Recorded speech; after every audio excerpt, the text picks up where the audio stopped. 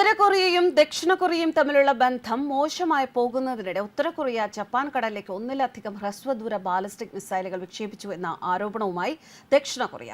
കഴിഞ്ഞ ദിവസമാണ് ഉത്തര കൊറിയ രാജ്യത്തിന്റെ 76ാം സ്ഥാപക വാർഷിക ദിനം ആചരിച്ചത്. ഇതിന് പിന്നാലെയാണ് പുതിയ നീക്കം. അമേരിക്കയുടെയും ജപ്പാന്റെയും ഉന്നത ഉദ്യോഗസ്ഥരുമായി ഇത് സംബന്ധിച്ച വിവരങ്ങൾ പങ്കുവച്ചു എന്നും കൂടുതൽ വിക്ഷേപണങ്ങൾ നടന്നേക്കാം എന്ന സൂചന ലഭിച്ചതിനാൽ മേഖലയിൽ നിരീക്ഷണം ശക്തമാക്കിയതായി സിയോളിന്റെ ജോയിന്റ് ചീഫ് ഓഫ് സ്റ്റാഫ് അറിയിച്ചു. ജപ്പാൻ പ്രതിരോധ മന്ത്രാലയവും ഈ മിസൈൽ വിക്ഷേപണം നടന്നു എന്നത് സ്ഥിരീകരിച്ചിട്ടുണ്ട്. തീരസംരക്ഷണ സേനയ്ക്കും ജപ്പാൻ ജാഗ്രതാ നിർദ്ദേശം നൽകിയിരിക്കുന്നു. ജൂലൈ 1-ന് ശേഷം ഇത് ആദ്യമായാണ് ഉത്തര കൊറിയ ബാലിസ്റ്റിക് മിസൈൽ പരീക്ഷണം നടത്തുന്നത്. രാജ്യത്ത് ആണവായുധങ്ങളുടെ എണ്ണം വലിയ തോതിൽ വർദ്ധിപ്പിക്കുന്നതിന്റെ ഭാഗമായി ആണവായുധങ്ങൾ നിർമ്മിക്കുന്നതിനുള്ള നിയമം നടപ്പിലാക്കുകയാണ് എന്ന് ഉത്തര കൊറിയൻ നേതാവ് കിം ജോങ് ഉൻ പ്രഖ്യാപിച്ചിരുന്നു. ഉത്തര കൊറിയയുടെ സ്ഥാപക വാർഷിക ദിനത്തിലാണ് കിം ജോങ് ഉന്നിന്റെ പ്രഖ്യാപനം. അമേരിക്കയുടെയും സഖ്യകക്ഷികളുടെയും ഭാഗത്തുനിന്ന് ഭീഷണികൾ ഉയരുന്നുണ്ട്. അതിനെ നേരിടാൻ ശക്തമായ രീതിയിൽ സൈനിക സംവിധാനങ്ങൾ വിപുലീകരിക്കണം എന്നാണ് കിമ്മിന്റെ നിർദ്ദേശം. അമേരിക്കയും ദക്ഷിണ കൊറിയയും സംയുക്തമായി നടത്തിയ സൈനിക അഭ്യാസ പ്രകടനങ്ങൾക്കെതിരെ പരസ്യമായി ഉത്തര കൊറിയ പല ഘട്ടങ്ങളിലും രംഗത്തെത്തിയിരുന്നു.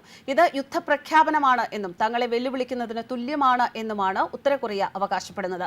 അമേരിക്ക ദക്ഷിണ കൊറിയയ്ക്ക് സഹായങ്ങൾ കൈമാറുന്നത് നിർത്തലാക്കണമെന്നും ഉത്തര കൊറിയ ആവശ്യപ്പെട്ടിരുന്നു. ഉത്തര കൊറിയയും ദക്ഷിണ കൊറിയയും തമ്മിലുള്ള ബന്ധം കഴിഞ്ഞ കുറച്ച് നാളുകളായി ഏറ്റവും മോശം അവസ്ഥയിലൂടെയാണ് കടന്നുപോകുന്നത്.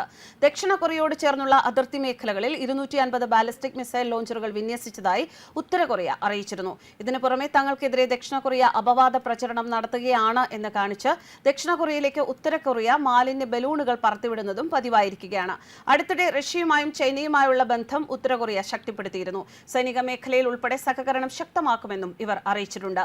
ഇതിനു മുൻപ് ജൂലൈ 1-നാണ് ഉത്തര കൊറിയ ബാലിസ്റ്റിക് മിസൈൽ വിക്ഷേപിച്ചത്. മേഖലയിൽ സംഘർഷം രൂക്ഷമാകുന്നതിനിടെ യുദ്ധസജ്ജമാകാനായി കൂടുതൽ സൂയിസൈഡ് ഡ്രോണുകൾ വികസിപ്പിക്കാനും കിം ജോങ് ഉൻ ആഹ്വാനം ചെയ്തിരുന്നു.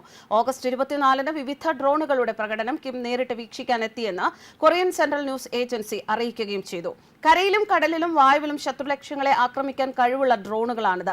തന്ത്രപ്രധാന കാലാൾപ്പടയിലും പ്രത്യേക സൈനിക വിഭാഗങ്ങളിലും നിരീക്ഷണത്തിനും ബഹുമുഖ ആക്രമണത്തിനും ഇവ ഉപയോഗിക്കാം.